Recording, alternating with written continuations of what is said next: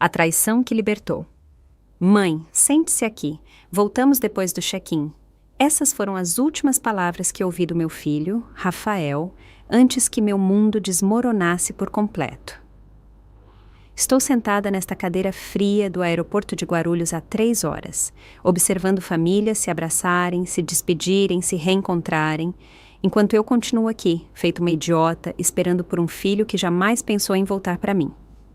Há 3h30, quando chegamos ao aeroporto de São Paulo, eu era a mãe mais feliz do mundo.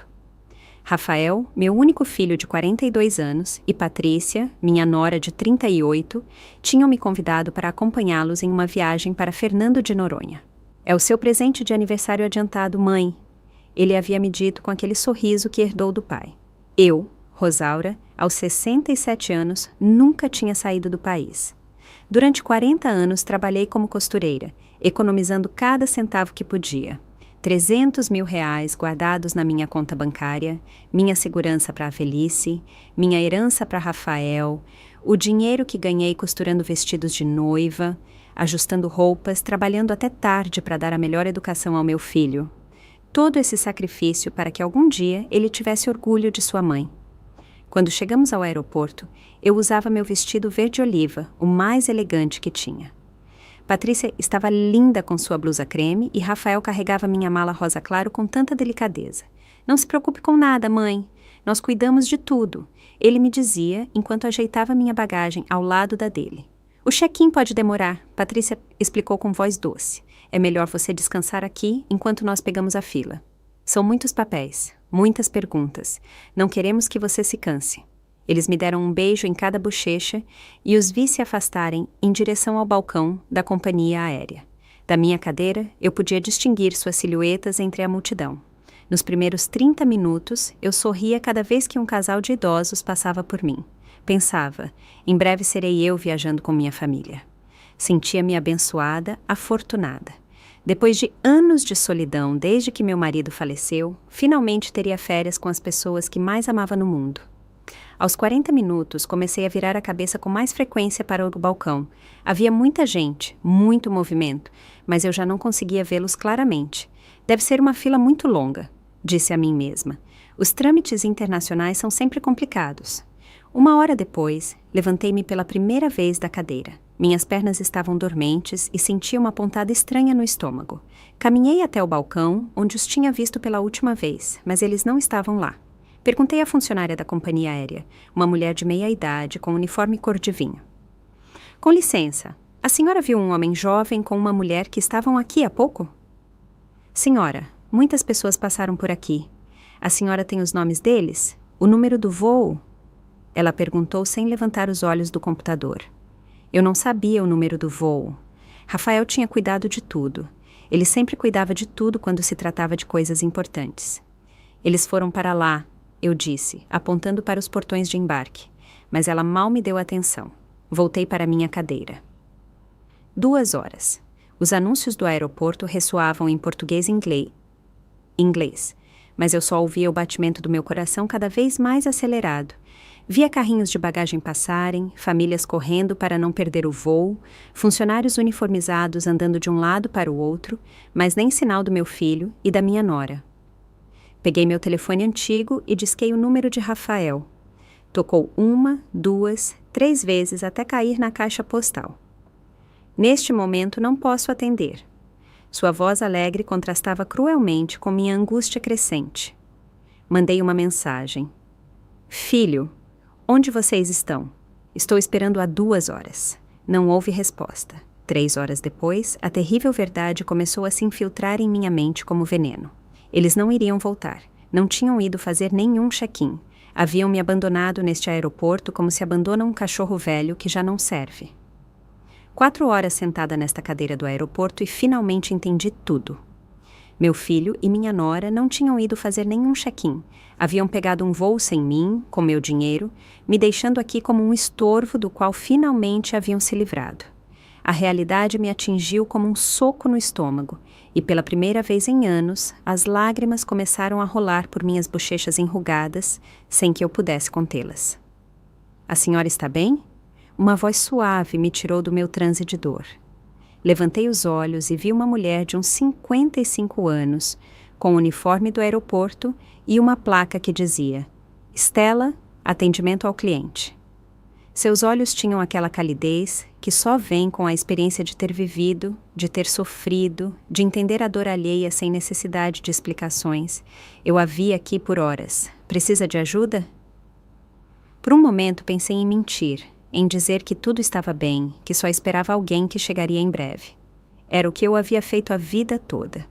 Ocultar a dor, fingir que tudo estava perfeitamente, sorrir mesmo que estivesse morrendo por dentro. Mas algo em seu olhar me desarmou completamente, como se pudesse ver direto na minha alma ferida. Meu filho, comecei com voz embargada. Meu filho me disse para esperar aqui enquanto fazia o check-in. Isso foi há 4 horas. As palavras saíram como uma torrente que eu havia contido por tempo demais. Stella sentou-se ao meu lado sem pedir permissão, como fazem as pessoas que realmente entendem o sofrimento humano. Como a senhora se chama? Sua voz tinha uma gentileza que me lembrou minha falecida mãe. Rosaura, respondi, limpando as lágrimas com as costas da mão, sentindo a textura áspera da minha pele envelhecida. E seu filho tem seu telefone? Mostrei-lhe as mensagens sem resposta que havia enviado a Rafael, as chamadas que iam direto para a caixa postal, cada tentativa desesperada de comunicação que havia caído no vazio. Seus olhos se endureceram enquanto lia e pude ver como sua expressão mudava de compaixão para algo mais forte, mais protetor. Rosaura, Stella me disse com firmeza que não admitia dúvidas. Acho que precisamos descobrir o que realmente está acontecendo aqui. A senhora me permite verificar se seu filho embarcou em algum voo hoje? Assenti, embora uma parte de mim já soubesse a resposta. O nó no meu estômago havia se tornado mais pesado a cada minuto que passava, e agora parecia uma pedra fria que me impedia de respirar corretamente. Stella pegou seu rádio e falou em códigos que não entendi, mas o tom de sua voz me dizia que ela estava sendo muito específica, muito direta em suas perguntas. Ouvi nomes, números de voo, horários de partida.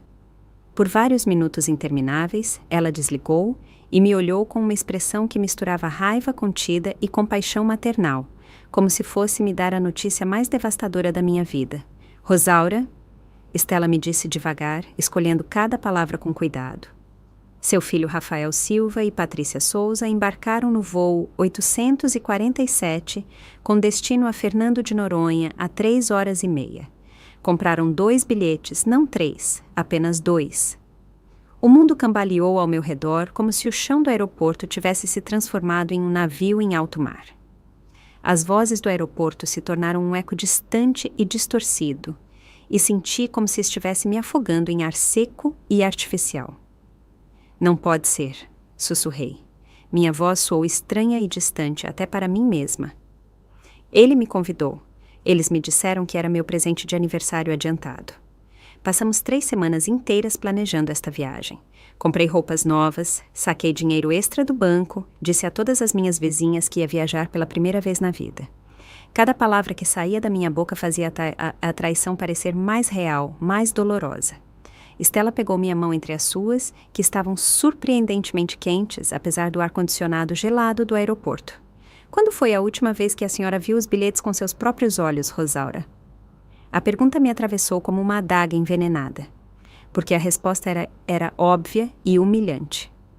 Nunca tinha visto os bilhetes. Rafael tinha cuidado de tudo, como sempre. Ele sempre cuida dos papéis importantes, murmurei, sentindo como minha própria ingenuidade me esbofeteava uma e outra vez. Sempre foi muito responsável com essas coisas. Desde criança, era muito organizado, muito cuidadoso. Eu confiei nele completamente. Minha voz falhou ao pronunciar essas últimas palavras. Rosaura. Stella me perguntou com delicadeza, mas com urgência evidente. Eles têm acesso às suas contas bancárias, às suas economias? Meu coração parou completamente. A pergunta ressoou em minha cabeça como um alarme de emergência. Há exatamente 6 meses, quando Rafael se mudou de casa com Patrícia e precisava de ajuda com as despesas da nova hipoteca, eu havia lhe dado acesso a uma das minhas contas principais para que pudesse fazer transferências quando fosse absolutamente necessário. Só para emergências. Ele havia me dito com aquele sorriso herdado do pai. Para você não ter que andar com tanto dinheiro na carteira, mãe, é mais seguro assim. Além disso, se algo acontecer com você, eu poderei ajudar imediatamente. Suas palavras haviam soado tão lógicas, tão cheias de amor filial, que nunca duvidei por um segundo de suas intenções. Com mãos que tremiam incontrolavelmente, peguei meu telefone antigo e abri o aplicativo do banco. Os números na tela ficaram embaçados, não por minhas lentes bifocais, mas pelas lágrimas que eu não conseguia conter e que caíam diretamente sobre a tela. Minha conta principal, onde guardava religiosamente as economias de 40 anos de trabalho como costureira, mostrava uma série de transferências realizadas naquela mesma manhã cedo, enquanto eu tomava café da manhã feliz, pensando nas águas turquesas de Fernando de Noronha e no orgulho que meu falecido marido teria de ver sua família junta e feliz. A primeira transferência havia sido às 6 da manhã, R$50 mil para a conta de Rafael Silva. Motivo: despesas de viagem familiar. Hotel de luxo. A segunda, 10 minutos depois, 30 mil para a conta de Patrícia Souza.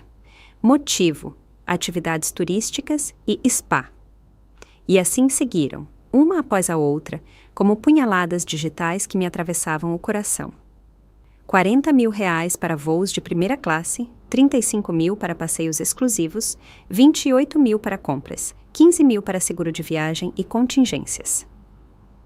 Haviam sacado 248 mil das minhas economias naquela manhã, deixando-me apenas 52 mil na conta.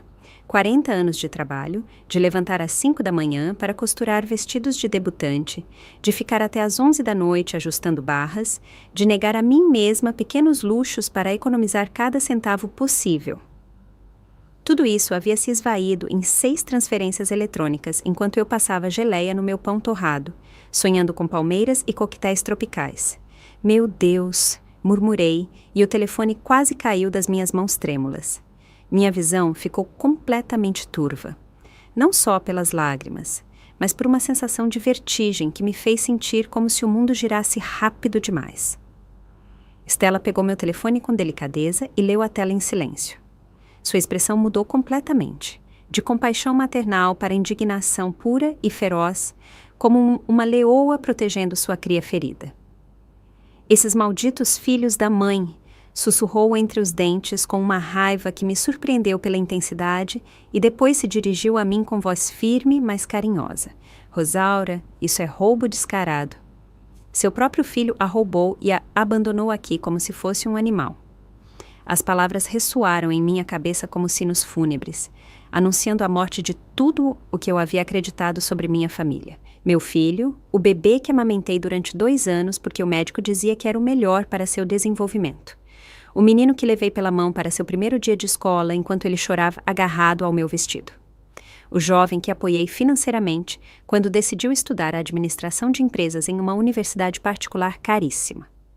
O homem que ajudei com a entrada de sua primeira casa quando se casou com Patrícia me havia roubado as economias de toda a minha vida e me havia abandonado em um aeroporto como se fosse lixo que já não lhe servia. Não posso acreditar, não posso acreditar. Repetia uma e outra vez como um mantra desesperado, mas Stella já estava agindo com a eficiência de alguém que havia visto muitas tragédias humanas em seu trabalho. A senhora tem mais contas bancárias, outros cartões aos quais ele não tem acesso.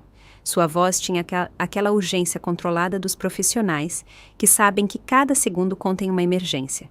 Felizmente, sim, eu tinha outra conta, minha conta de poupança secundária, em um banco diferente, onde tinha outros 30 mil guardados para emergências reais.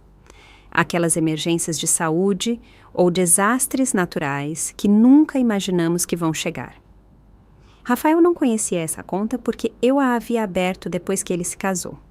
Seguindo o conselho da minha irmã mais velha, que sempre dizia que uma mulher nunca deveria colocar todos os seus ovos na mesma cesta, especialmente quando se tratava de dinheiro.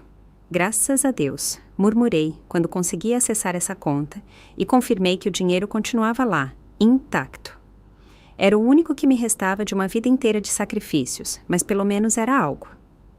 Precisamos agir imediatamente, Stella me disse enquanto me ajudava a ficar de pé com mãos firmes e seguras. Vamos ligar para o banco agora mesmo e reportar essas transferências como fraudulentas. Também vamos bloquear todos os cartões associados a essa conta antes que continuem roubando. Sua determinação me contagiou algo de força. embora meu mundo continuasse desmoronando em pedaços como um castelo de cartas no meio de um furacão. Enquanto caminhávamos para os escritórios administrativos do aeroporto, minhas pernas tremiam, mas continuavam se movendo, guiadas pela mão protetora de Stella nas minhas costas.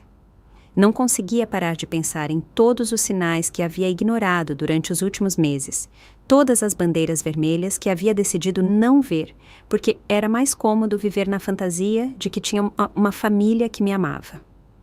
As visitas cada vez mais escassas de Rafael à minha pequena casa, sempre com desculpas sobre o trabalho ou compromissos sociais. Suas perguntas constantes e aparentemente casuais sobre minha situação financeira, sobre quanto tinha economizado, sobre se havia feito testamento, a forma como Patrícia me olhava quando acreditava que eu não percebia, com aqueles olhos calculistas que avaliavam cada móvel da minha casa, cada joia que eu usava, como se estivesse fazendo um inventário mental das minhas posses. As conversas que paravam abruptamente quando eu entrava em um cômodo, aquelas conversas em voz baixa que claramente não eram para meus ouvidos. Quanto tempo eles estavam planejando isso?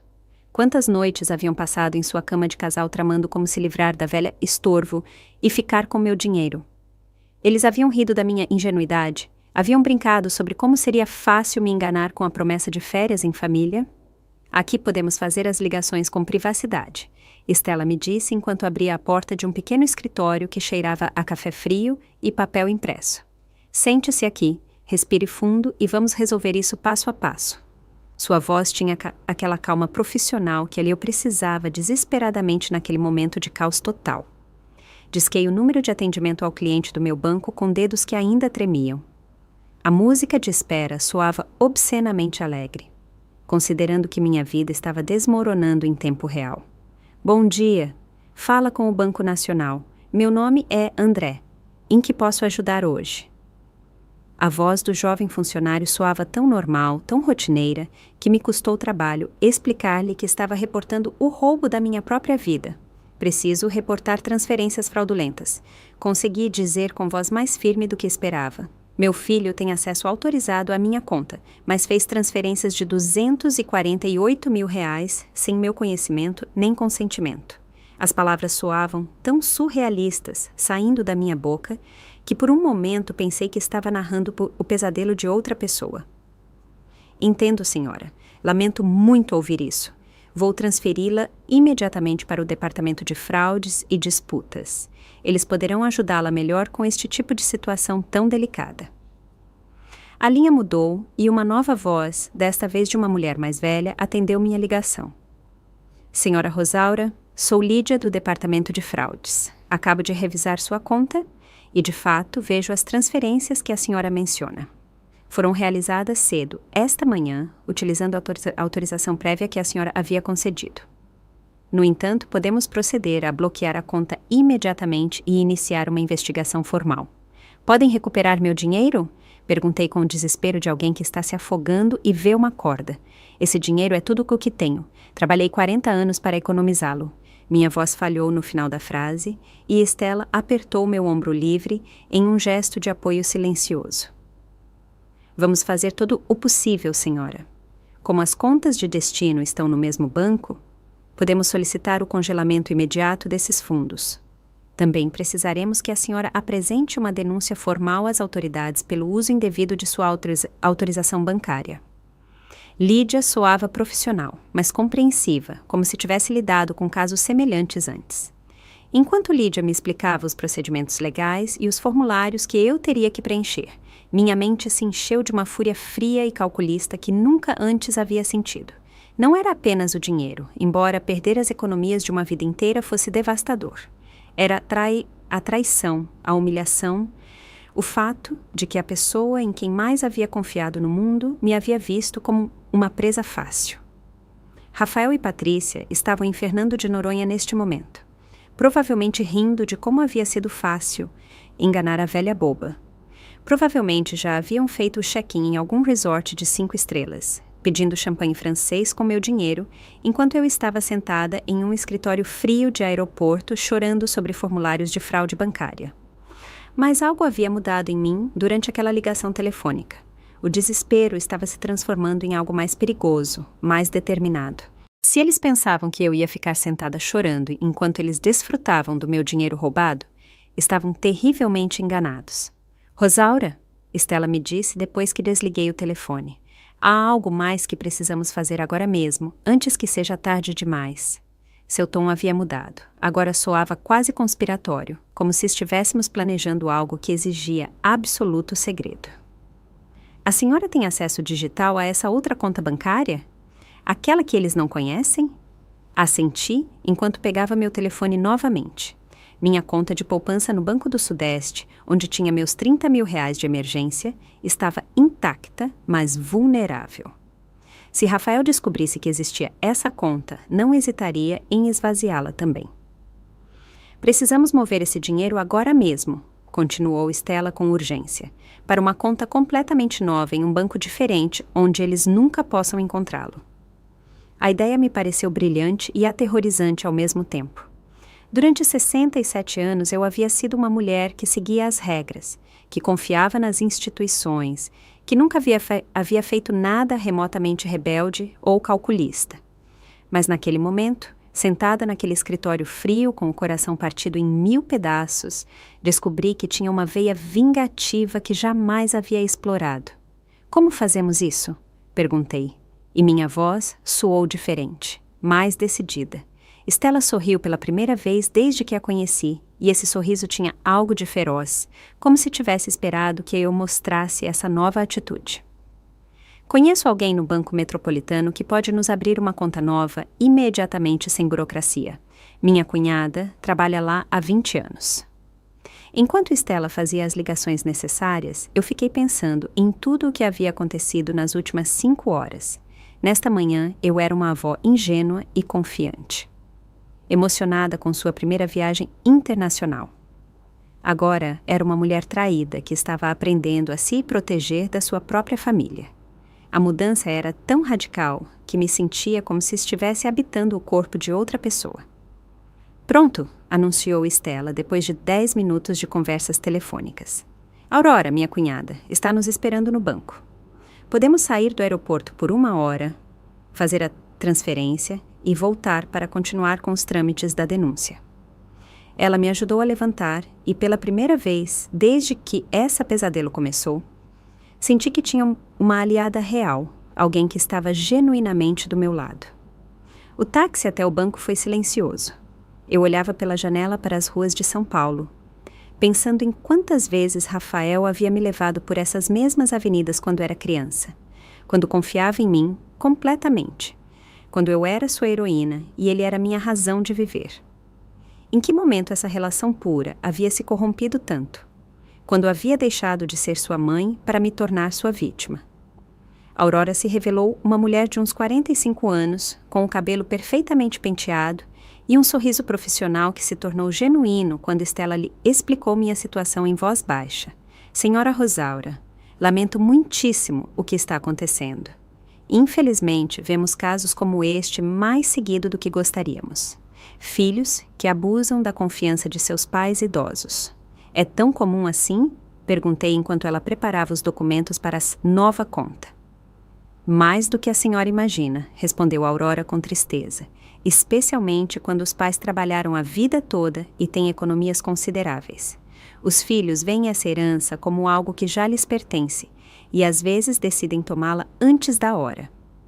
Suas palavras me doeram porque confirmavam que eu não era a primeira mãe enganada dessa maneira, mas também me deram uma estranha sensação de validação. Eu não havia sido estúpida ou cega por confiar em meu filho. Eu havia sido uma mãe normal que amava seu filho e confiava nele, como milhões de mães faziam todos os dias sem que as traíssem.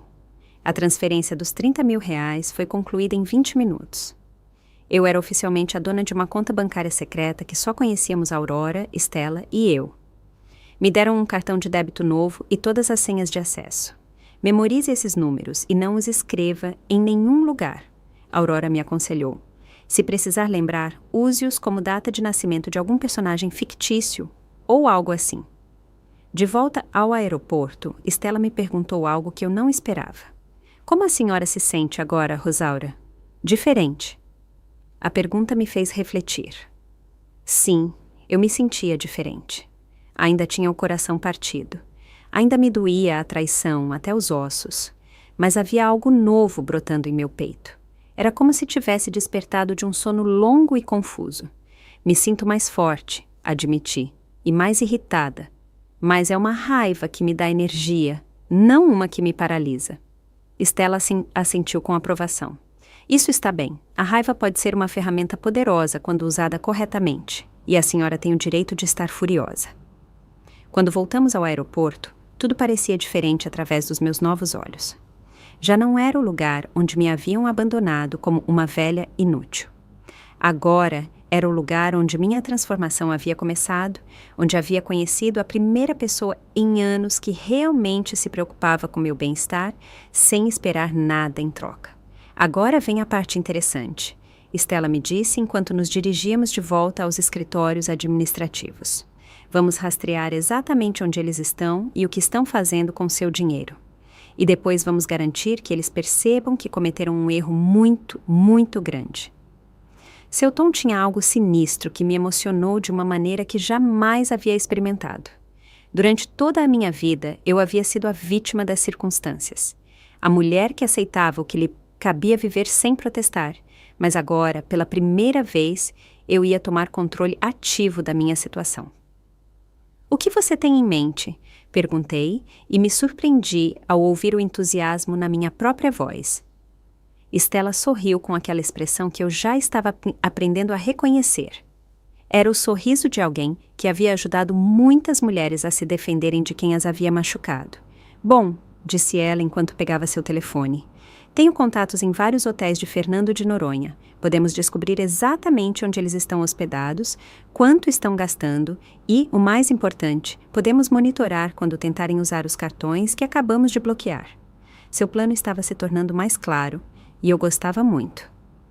Imagine a cena, continuou Stella com voz quase divertida. Eles estão em um restaurante elegante pedindo lagosta e champanhe francês, sentindo-se muito inteligentes por terem enganado a velha. Chega a conta. Ele apresenta o cartão com toda a confiança do mundo e é recusado na frente de todos os outros turistas, com o garçom esperando, sentindo a vergonha de não poder pagar. A imagem mental me produziu uma satisfação que eu não sabia que era capaz de sentir. Não era crueldade, exatamente. Era justiça. Era a primeira vez na minha vida que ia haver consequências reais para alguém que me havia machucado profundamente. Mas isso não é tudo, acrescentou Stella com os olhos brilhando. Também podemos fazer com que eles saibam que a senhora não está aqui sentada chorando indefesamente. Podemos fazer com que saibam que a senhora está agindo, que está lutando, que não vai permitir que eles se safem. Sua proposta me encheu de uma energia que fazia anos que eu não sentia. Pela primeira vez, desde que essa pesadelo começou, sorri genuinamente. Não era um sorriso triste ou resignado, era o sorriso de uma mulher que acabara de descobrir que tinha garras e que estava pronta para usá-las. Primeiro precisamos confirmar onde eles estão exatamente. Stella me explicou enquanto discava números em seu telefone. Tenho uma amiga que trabalha no sistema de reservas de hotéis de Fernando de Noronha. Se pagaram com os cartões da sua conta, poderemos rastrear a transação. A eficiência com que ela lidava com a situação me impressionava. Era como se tivesse feito isso antes, como se ajudar mulheres traídas fosse sua especialidade secreta. Enquanto esperávamos a ligação de volta, sentei-me naquele mesmo escritório onde havia chorado desesperadamente há apenas 2 horas. Mas agora tudo parecia diferente. Já não era a vítima indefesa, esperando migalhas de compaixão. Era uma mulher que estava tomando controle de seu destino, e essa sensação era inebriante.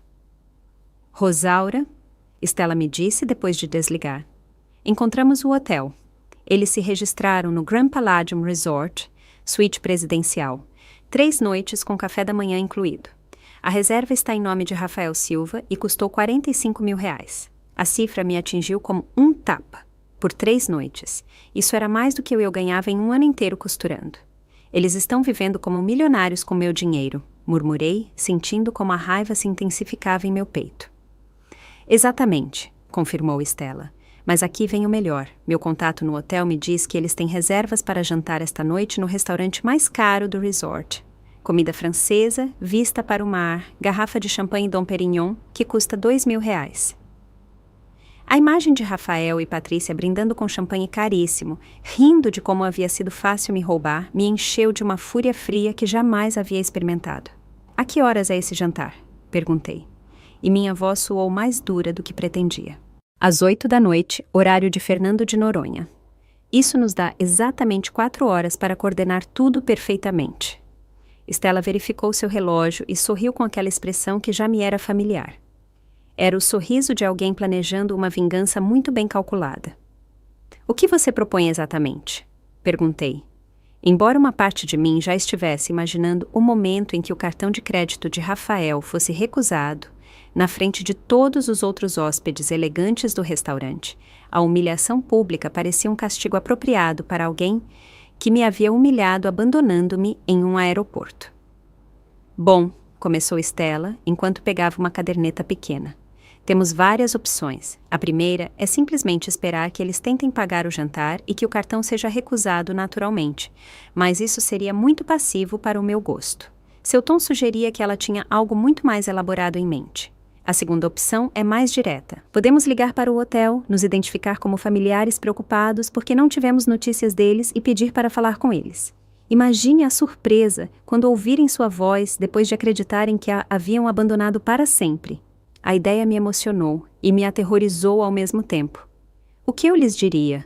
Como reagiriam ao saber que eu não tinha ficado sentada chorando como uma vítima indefesa? "Mas há uma terceira opção", continuou Stella, "que é a minha favorita. Podemos fazer com que eles saibam que a senhora está bem, que está agindo, mas de uma maneira que os faça sofrer lentamente." "Como?" perguntei, completamente intrigada pelos planos da minha nova aliada.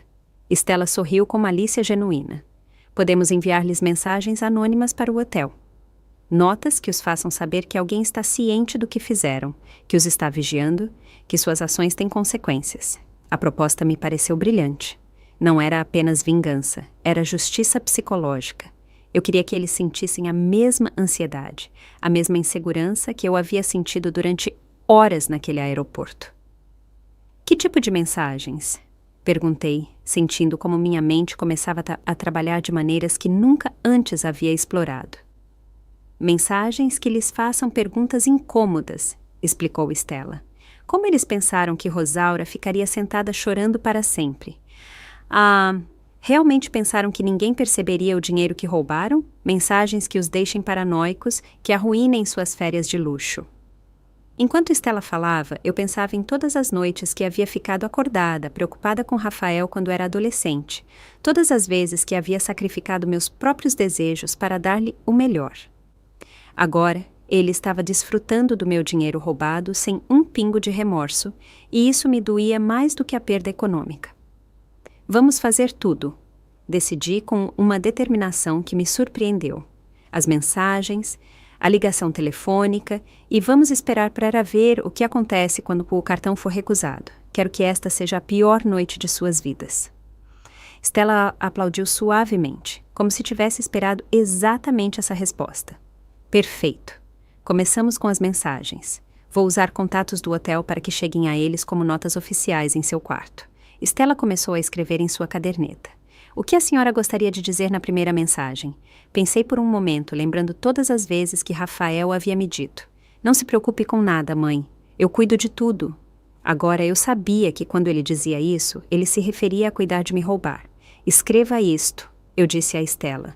"As mães não são tão ingênuas quanto vocês pensam. Algumas sabem se defender." Stella escreveu a mensagem e assentiu com aprovação. "Perfeito. Isso vai deixá-los nervosos sem dar muitas informações. E a segunda mensagem? Eu queria que a segunda fosse mais específica, mais ameaçadora. Coloque: o dinheiro roubado não tem um gosto tão doce quanto esperavam, não é?" "Excelente", murmurou Stella enquanto terminava de escrever. "Essas mensagens vão chegar ao quarto deles em intervalos de 30 minutos, começando em 1 hora. Quando chegarem ao restaurante, já estarão completamente paranoicos." Mas eu queria mais.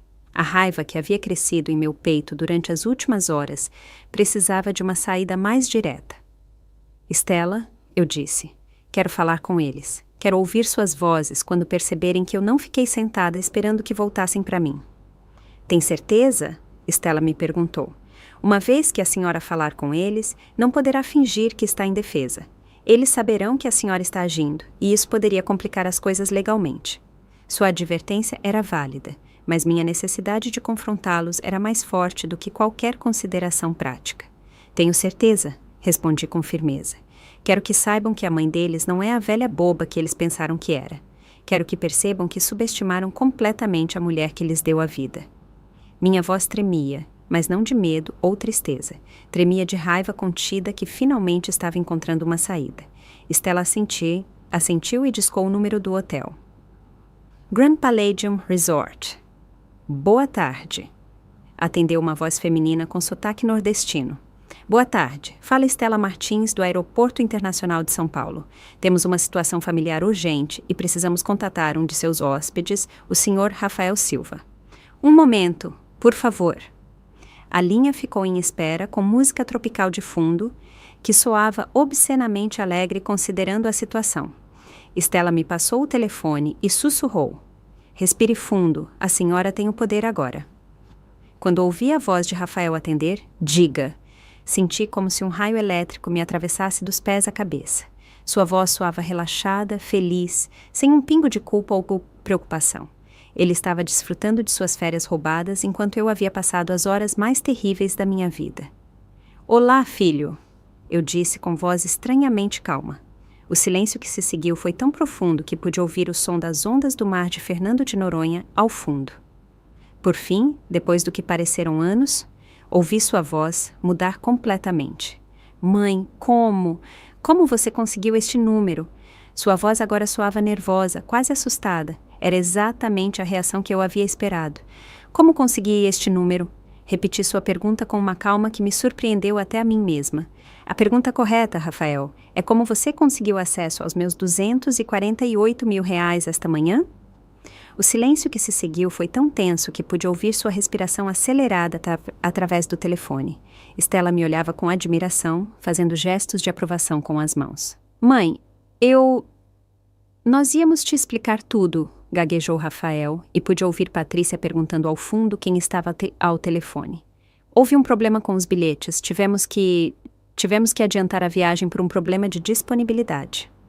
Suas desculpas soavam patéticas, até para ele mesmo, e isso me encheu de uma satisfação feroz. Um problema com os bilhetes? Perguntei, deixando que o sarcasmo escorresse de cada palavra. O problema era que você nunca comprou um bilhete para mim, ou o problema era que você precisava roubar meu dinheiro antes que eu percebesse que você estava me enganando? Minha voz ia endurecendo com cada palavra, e senti como se estivesse canalizando décadas de frustração reprimida. Não é roubo, mãe, disse Rafael, com aquela voz que usava quando era criança e o pegavam mentindo. Você me deu acesso à conta. Tecnicamente, eu tinha autorização. Patrícia havia se aproximado do telefone, porque agora eu podia ouvir sua voz murmurar algo sobre não fazer parte do plano que eu ligasse tão cedo. Rafael, eu disse com uma frieza que jamais havia usado com ele. Você me deu acesso para emergências, não para financiar suas férias de luxo enquanto me abandonava em um aeroporto como se fosse lixo. Stella aplaudiu silenciosamente e me fez sinais para que continuasse pressionando-o. Mãe, por favor, deixe-me explicar, suplicou Rafael, e agora sua voz soava genuinamente desesperada. Vamos voltar amanhã e podemos conversar sobre tudo. Não era nossa intenção te machucar. Suas palavras me deram risada, uma risada amarga que saiu da minha garganta sem que eu pudesse controlá-la. Não era sua intenção me machucar? Repeti, e minha risada se tornou mais intensa. Então, qual era a intenção de vocês quando me deixaram sentada naquela cadeira por 4 horas esperando como uma idiota? Qual era a intenção de vocês quando esvaziaram minha conta bancária para pagar sua suíte presidencial de R$45 mil? O silêncio que se seguiu me confirmou que ele não esperava que eu soubesse esses detalhes específicos. Como você sabe?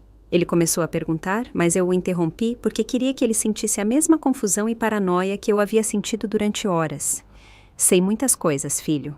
Sei que vocês estão no Grand Palladium Resort. Sei que tem reservas para jantar no restaurante francês esta noite. Sei que pediram champanhe Dom Perignon de R$2 mil. Com cada detalhe que eu mencionava, podia ouvir como sua respiração se tornava mais agitada. Mãe, onde você está? Como você sabe tudo isso? A pergunta de Rafael soava quase aterrorizada agora. Patrícia estava discutindo com ele em voz baixa e pude ouvir palavras como: "Isso não deveria estar acontecendo e algo deu errado." "Estou exatamente onde vocês me deixaram." Respondi com um sorriso que ele não podia ver, mas que definitivamente podia ouvir na minha voz. "Mas acontece que eu não sou a velha indefesa que vocês pensaram que era. Acontece que quando você machuca as pessoas, às vezes essas pessoas encontram maneiras de se defender." "O que você quer dizer com isso?" perguntou Rafael. E agora sua voz tinha um tom de pânico, que me encheu de uma satisfação que jamais havia experimentado. Era a primeira vez na minha vida que eu tinha poder real sobre alguém que me havia machucado, e a sensação era viciante. "Quero dizer," eu disse lentamente, saboreando cada palavra, "que o jantar de vocês esta noite vai ser muito interessante. Espero que tenham aproveitado o dia na praia, porque vai ser o último dia tranquilo dessas férias." Stella me fez sinais de que era o momento perfeito para desligar e eu concordei. "Mãe, espere, não desligue," suplicou Rafael, mas eu já havia tomado minha decisão. "Aproveitem seu champanhe, filhos. Vocês merecem." Desliguei o telefone e fiquei tremendo. Não de medo, mas de adrenalina pura. Era como se tivesse corrido uma maratona emocional e tivesse ganhado.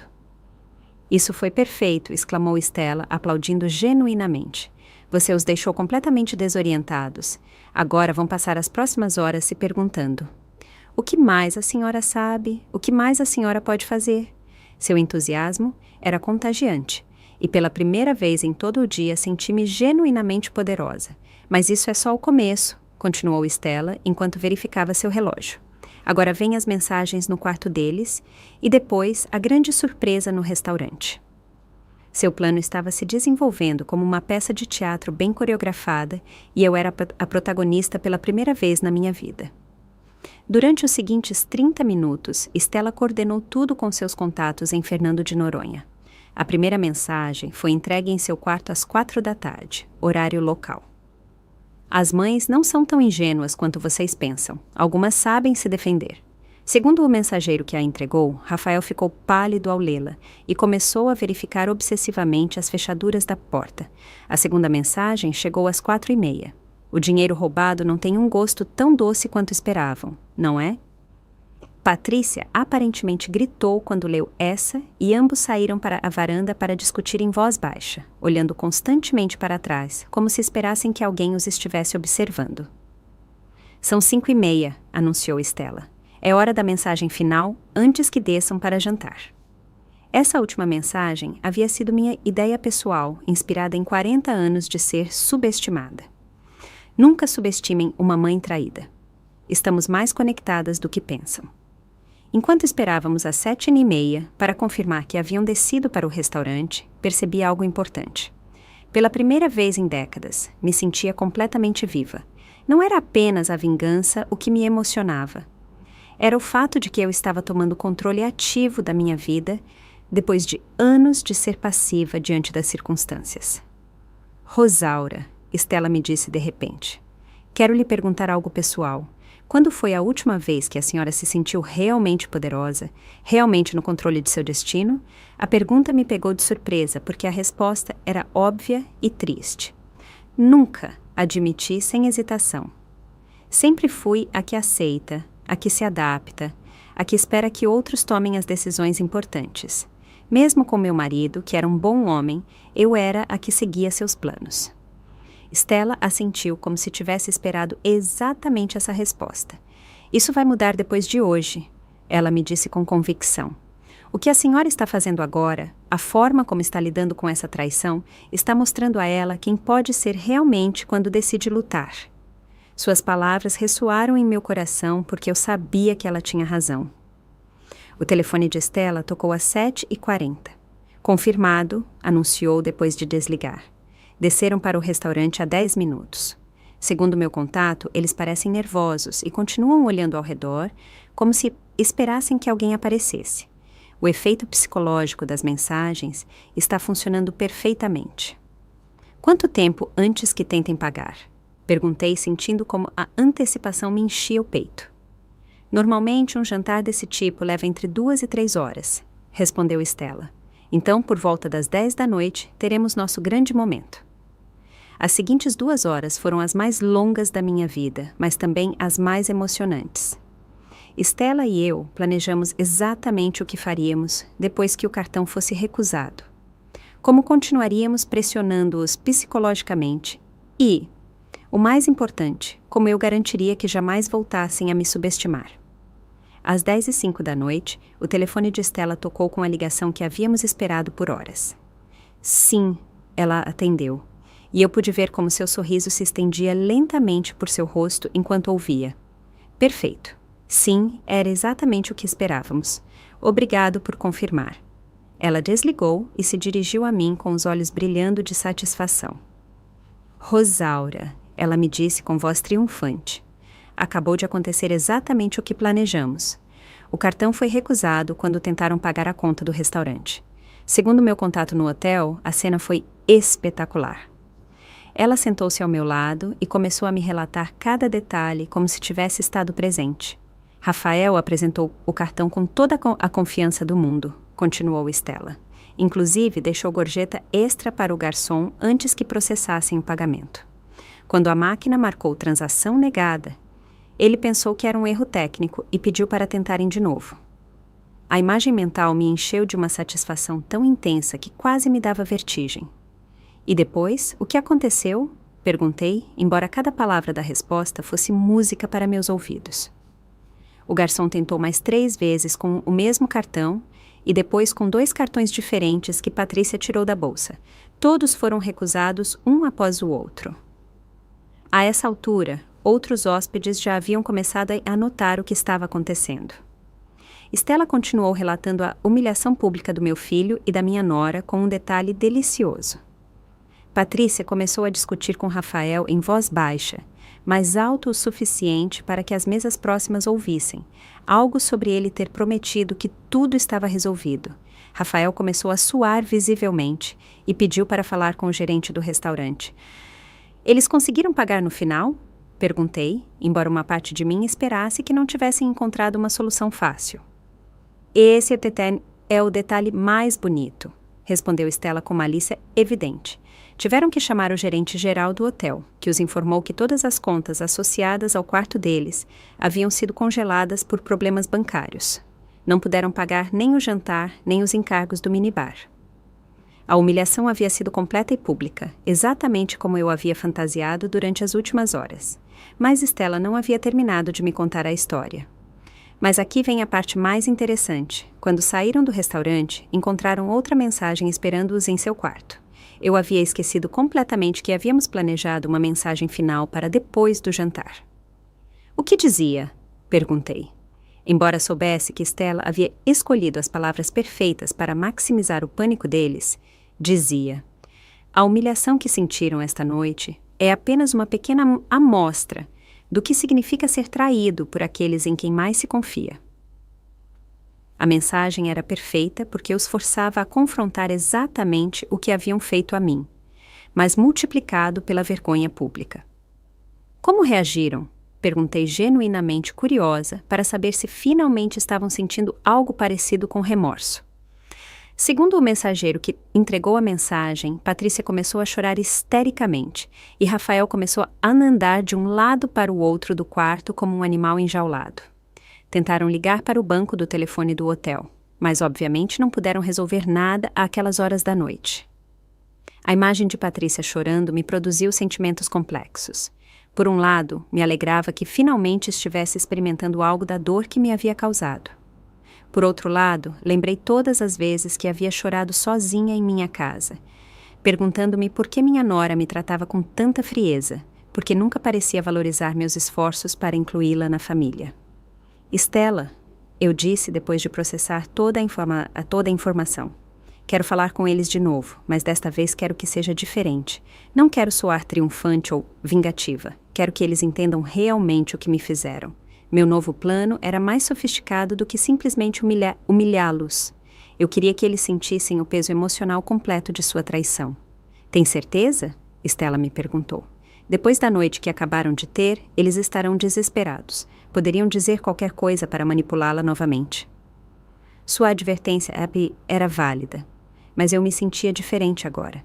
Já não era a mulher ingênua que havia sido naquela manhã, era alguém que havia aprendido a se proteger. Tenho certeza, respondi com firmeza, mas desta vez vou controlar completamente a conversa. Vou dizer-lhes exatamente o que preciso que saibam e depois vou tomar decisões sobre meu futuro sem considerá-los. Stella assentiu e discou novamente o número do hotel. Quando Rafael atendeu o telefone, sua voz soava completamente diferente da tarde. Já não havia rastros da confiança casual que ele havia tido durante a primeira ligação. Agora soava quebrada, desesperada, quase suplicante. Mãe, é você de novo? Sim, sou eu disse com uma calma que me surpreendeu até a mim mesma. Suponho que tiveram um jantar interessante esta noite. Não pude evitar que um toque de sarcasmo se infiltrasse em minha voz, mas mantive o tom geralmente controlado. Mãe, por favor, começou Rafael e pude ouvir Patrícia chorando ao fundo. Não sabemos o que está acontecendo. Todos os nossos cartões foram recusados. Não podemos pagar nada aqui. O hotel está nos ameaçando com chamar a polícia se não resolvermos a situação financeira antes de amanhã. E como se sente isso, filho? Perguntei usando o mesmo tom maternal que havia usado durante 40 anos, mas com uma intenção completamente diferente. Como se sente estar em um lugar estranho, sem recursos, sem saber em quem confiar? Terrível, admitiu Rafael com voz quebrada. Nos sentimos perdidos, humilhados, assustados. Suas palavras me confirmaram que ele finalmente estava experimentando algo parecido com o que eu havia sentido no aeroporto, embora sua situação fosse consequência direta de suas próprias ações. Isso que vocês estão sentindo, eu disse lentamente, é exatamente o que eu senti durante 4 horas, sentada naquela cadeira do aeroporto. Perdida, humilhada, assustada, traída pelas únicas pessoas no mundo em quem confiava completamente. Patrícia havia parado de chorar. E agora eu podia ouvir que ela estava prestando atenção à conversa. Mãe, sentimos muito, murmurou Rafael, mas eu não havia terminado de falar. Durante 40 anos, continuei. Trabalhei das 5 da manhã às 11 da noite para dar-lhes uma vida melhor. Cada centavo que economizei, cada sacrifício que fiz, cada vez que neguei a mim mesma pequenos prazeres para garantir o futuro de vocês, tudo isso vocês viram como uma oportunidade para me roubar. Não foi roubo, protestou fracamente Patrícia ao fundo, mas eu a interrompi imediatamente. Patrícia, você me convenceu de que esta viagem era um presente familiar cheio de amor. Você me ajudou a escolher a roupa que eu levaria. Você me falou de como estava emocionada para passar tempo comigo, tudo enquanto sabia que iam me abandonar como um cachorro velho.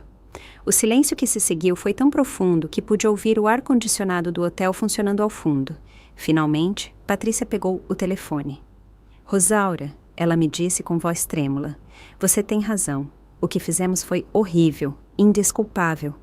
Mas, por favor, nos ajude a resolver isso. Estamos desesperados. Sua súplica me encheu de uma sensação de poder que jamais havia experimentado. Pela primeira vez em minha relação com eles, eu tinha controle total da situação. Eles precisavam de algo de mim, não o contrário. Patrícia, eu disse com voz fria, vocês tomaram uma decisão esta manhã quando esvaziaram minha conta bancária e me abandonaram no aeroporto. Agora eu estou tomando minhas próprias decisões. O que você quer dizer? Perguntou Rafael, retomando o clique do telefone. Sua voz tinha um tom de pânico que me indicava que ele estava começando a entender que esta situação não se resolveria tão facilmente quanto ele esperava. Quero dizer, eu respondi, que vocês vão passar o resto das suas férias exatamente como eu passei meu dia, sem recursos, sem apoio, dependendo da bondade de estranhos. Vocês vão sentir o que se sente ser vulneráveis e abandonados. Minha declaração soou mais dura do que eu havia planejado, mas era exatamente o que eu precisava dizer. Mãe, você não pode fazer isso, suplicou Rafael com uma desesperação que jamais havia ouvido em sua voz. Somos sua família. Cometemos um erro terrível, mas continuamos sendo seu filho e sua nora. Você não pode nos deixar aqui sem nada. Seu argumento sobre a família me teria comovido naquela manhã, mas agora soava oco e manipulador. Família. Repeti a palavra como se fosse venenosa. É isso que somos. Porque esta manhã, quando vocês planejaram me roubar e me abandonar, não pareciam muito preocupados com os laços familiares. Patrícia havia voltado a pegar o telefone e agora chorava abertamente enquanto falava. Rosaura, por favor, Patrícia me implorou entre soluços. Foi ideia minha. Eu convenci Rafael de que era a única maneira de conseguir o dinheiro que precisávamos. Ele não queria te machucar, mas eu o pressionei. Sua tentativa de colocar toda a culpa em si mesma me confirmou que eles finalmente entendiam a gravidade do que haviam feito. Que dinheiro vocês precisavam tão desesperadamente? Perguntei, embora tivesse a suspeita de que a resposta não me agradaria. Temos dívidas, admitiu Patrícia com voz quebrada. Muitas dívidas. A hipoteca está atrasada há 3 meses. Devemos dinheiro em 5 cartões de crédito diferentes. E o banco nos ameaçou com executar a casa se não pagarmos antes do final do mês. A revelação me atingiu como um tapa. Não só me haviam roubado por capricho ou avareza. Haviam estado vivendo além de suas possibilidades e haviam decidido que meu dinheiro era a solução para seus problemas financeiros. E em vez de me pedirem ajuda, honestamente, decidiram me roubar e me abandonar? Perguntei, sentindo como a raiva se reavivava em meu peito. Sabíamos que você não ia nos dar tanto dinheiro de uma vez só, admitiu Rafael ao retomar o telefone. E também não queríamos que você soubesse o quão mal estavam nossas finanças. Pensamos que se pegássemos o dinheiro e depois te explicássemos, você entenderia que era uma emergência familiar. Sua lógica retorcida me deixou sem palavras por um momento. Haviam decidido que era melhor me trair completamente do que ter uma conversa honesta sobre seus problemas. Rafael, eu disse com uma frieza que cortava como gelo. Seu pai teria se envergonhado do que você se tornou. Mencionar meu falecido marido foi como detonar uma bomba emocional. Rafael começou a chorar abertamente, algo que não havia feito desde que era um menino pequeno. Não diga isso, mãe. Por favor, não diga isso. Papai sempre nos ensinou que a família se ajuda mutuamente. Seu pai também nos ensinou que se trabalha honestamente pelo que se quer. Eu respondi. Ele jamais teria roubado a própria mãe para resolver seus problemas. Ele teria vindo a mim, me explicaria a situação e teríamos encontrado uma solução juntos. As lágrimas finalmente começaram a rolar por minhas bochechas, mas não eram lágrimas de tristeza, mas de uma raiva profunda e justificada. Ainda podemos fazer isso, murmurou Patrícia, esperançosa. Podemos voltar para São Paulo, sentar todos e resolver isso como família. Sua proposta soava desesperada, como a última tentativa de alguém que está se afogando. Não, eu disse com uma firmeza que me surpreendeu até a mim mesma. Essa oportunidade existiu esta manhã, antes que decidissem me trair. Agora as coisas mudaram permanentemente. Stella me olhava com orgulho, fazendo-me sinais de aprovação por me manter firme. O que temos que fazer para consertar isso? Perguntou Rafael, com a voz de uma criança assustada. Como podemos ganhar seu perdão? Sua pergunta me fez refletir sobre algo em que eu não havia pensado claramente. O que eu queria realmente dessa situação. Primeiro, eu lhes disse, vocês vão experimentar exatamente o que eu experimentei hoje. Vão se sentir abandonados, vulneráveis, sem recursos. Durante o tempo que restar de suas férias planejadas, vão aprender o que se sente depender da bondade de estranhos. Minha primeira condição era puramente emocional. Eu queria que eles sentissem minha dor. Segundo, continuei. Quando voltarem para São Paulo, vão devolver cada centavo que roubaram da minha conta com juros. Não me importa como consigam, vendendo a casa, vendendo o carro, pedindo empréstimos a outros familiares, mas vão devolver tudo. Esta condição era prática. Eu queria meu dinheiro de volta. Terceiro, acrescentei, e esta era a condição mais importante. Nunca mais vão ter acesso a nenhuma das minhas contas bancárias, documentos legais ou decisões financeiras. Vão tratar comigo como adultos que respeitam minha autonomia, não como abutres esperando uma herança. Esta condição era sobre meu futuro. Eu queria garantir que isso nunca mais aconteceria. E se fizermos tudo isso? Perguntou Patrícia fracamente. Poderemos voltar a ser uma família? Sua pergunta tocou a parte mais dolorosa de toda essa experiência. O fato de que minha família, tal como eu a havia conhecido, havia morrido naquela manhã no aeroporto. Não sei, admiti honestamente. O dano que me fizeram não pode ser desfeito simplesmente devolvendo o dinheiro. A confiança que eu tinha em vocês morreu hoje. Não sei se algum dia poderá ressuscitar. Minha resposta ela era brutal, mas necessária. Eles precisavam entender que as ações têm consequências permanentes. Mas, mãe, suplicou Rafael, somos tudo o que você tem. Sem nós, você vai estar completamente sozinha. Seu argumento era manipulador e cruel, projetado para me fazer sentir que eu precisava de pessoas que me haviam traído. Rafael, eu disse com um sorriso que ele não podia ver, mas que definitivamente podia ouvir na minha voz. Hoje aprendi algo muito importante. Estar sozinha é muito melhor do que estar rodeada de pessoas que me veem como uma vítima fácil. Era a primeira vez na minha vida que eu havia dito algo assim e se sentia libertador. Não queremos que você esteja sozinha, murmurou Patrícia. Queremos consertar isso. Queremos que as coisas voltem a ser como antes. Seu desejo de voltar ao passado me confirmou que eles ainda não entendiam completamente o que havia mudado.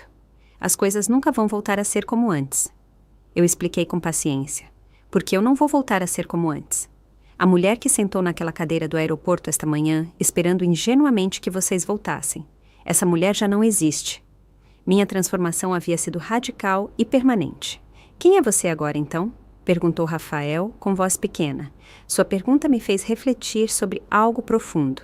Eu realmente havia mudado de formas fundamentais durante este dia terrível e libertador. Agora sou uma mulher que sabe se defender, eu respondi. Uma mulher que não vai aceitar ser tratada como menos do que vale. Uma mulher que entende que às vezes você tem que lutar por sua própria dignidade, mesmo contra as pessoas que se supõem que te amam. Minha resposta soava como um manifesto pessoal.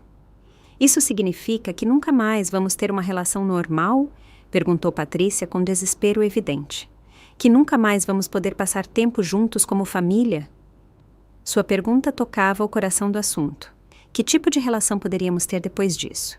Significa, eu disse cuidadosamente, que qualquer relação futura vai ser nos meus termos, não nos de vocês. Significa que vão ter que ganhar meu respeito e minha confiança novamente e que isso vai levar muito tempo. Significa que nunca mais vou permitir que me tratem como uma velha indefesa. Stella me fez sinais indicando que era hora de terminar a conversa. Ela tinha razão. Eu havia dito tudo o que precisava dizer e prolongar a conversa só lhes daria mais oportunidades de tentar me manipular. Esta conversa termina aqui, eu lhes disse com finalidade.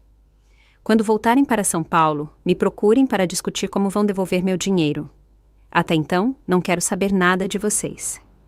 Mãe, espere! Gritou Rafael, mas eu já havia desligado o telefone. Fiquei sentada em silêncio por um momento, processando tudo o que havia acontecido. Pela primeira vez em todo o dia, me sentia completamente em paz comigo mesma. 3 meses depois daquele dia terrível e transformador no aeroporto, estou sentada na varanda da minha nova casa, tomando café, enquanto vejo o nascer do sol sobre as montanhas de Petrópolis. A casa não é grande nem luxuosa, mas é completamente minha. Eu a comprei com parte do dinheiro que recuperei de Rafael e Patrícia, que tiveram que vender sua casa e seu carro para me devolver os R$248 mil que me roubaram. Stella vem me visitar todos os domingos. Ela se tornou algo mais do que a mulher que me ajudou no meu momento mais sombrio. Ela se tornou minha melhor amiga, a irmã que eu sempre quis ter. Hoje, domingo, não será diferente. Às 10 da manhã, ela chegará com pão de queijo da padaria do centro e me contará as últimas notícias do seu trabalho no aeroporto. Às vezes, ela me conta sobre outras mulheres que ajudou, outras vítimas de traições familiares que encontraram nela a mesma força que eu encontrei. Sabe o que eu mais gosto da nossa amizade?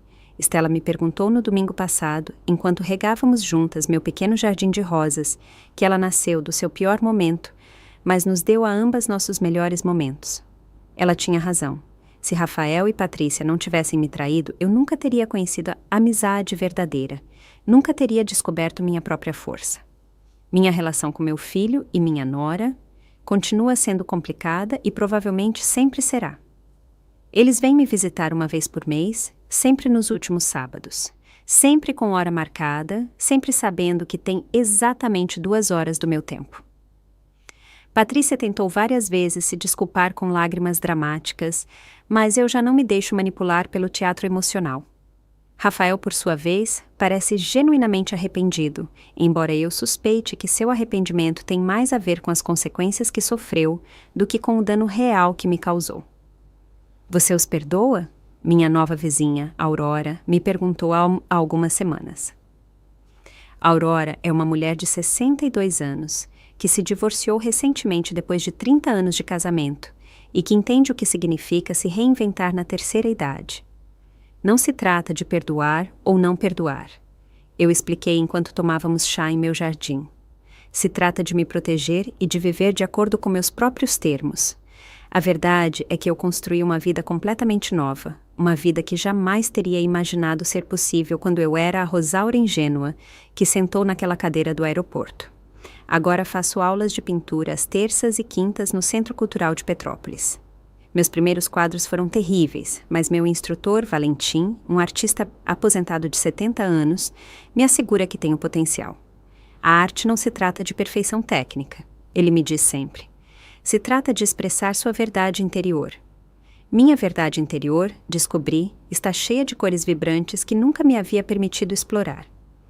Pinto paisagens imaginárias com verdes esmeralda e violetas profundos, retratos de mulheres fortes com olhares desafiadores, naturezas mortas que celebram a beleza das coisas simples. Cada pincelada é uma declaração de independência. Cada tela é uma prova de que nunca é tarde demais para descobrir quem você realmente é. Às quartas e sextas, trabalho como voluntária em um abrigo para mulheres vítimas de violência doméstica. Minha experiência com a traição familiar, embora diferente, me deu uma perspectiva única para ajudar outras mulheres que foram machucadas por pessoas em quem confiavam. A senhora entende, me disse uma jovem mãe de 25 anos na semana passada. A senhora entende o que se sente quando alguém que se supõe que te ama te usa como se fosse um objeto. Sim, entendo perfeitamente. Entendo a confusão, a humilhação, a sensação de que talvez você tenha enlouquecido e tudo foi culpa sua, mas também entendo algo mais importante. Entendo que é possível sair dessa escuridão mais forte e mais sábia. Minha história se tornou inspiração para outras mulheres que pensavam que era tarde demais para mudar suas vidas. Há um mês, Rafael me ligou para me informar que Patrícia está grávida. Vai ser sua primeira neta, mãe. Ele me disse com voz esperançosa, como se a gravidez fosse apagar magicamente tudo o que havia acontecido entre nós. É uma menina. Patrícia quer chamá-la de Esperança. A ironia do nome não me escapou. Fico muito feliz por vocês. Eu respondi com sinceridade genuína. Espero que sejam melhores pais do que foram filhos. Minha resposta o deixou sem palavras durante vários segundos. Isso significa que você vai querer conhecer sua neta? Ele me perguntou finalmente. Claro que vou querer conhecê-la, eu disse. Mas vai ser sob minhas condições, na minha casa, quando eu decidir. E se alguma vez tentarem usá-la para me manipular emocionalmente, não hesitarei em cortar o contato completamente. Minha clareza o surpreendeu, mas também pareceu tranquilizá-lo. Acho que ele prefere saber exatamente onde está comigo do que viver na incerteza. A campainha da minha casa interrompe minhas reflexões matinais. É Estela que chega cedo como sempre, carregando sua sacola de pão de queijo e sorrindo com aquela calidez que se tornou tão familiar e querida. Bom dia, guerreira, ela me diz, usando o apelido que me deu depois de ver como eu lidei com toda a situação com Rafael e Patrícia. Bom dia, anjo guardião, eu respondo usando meu próprio apelido para ela.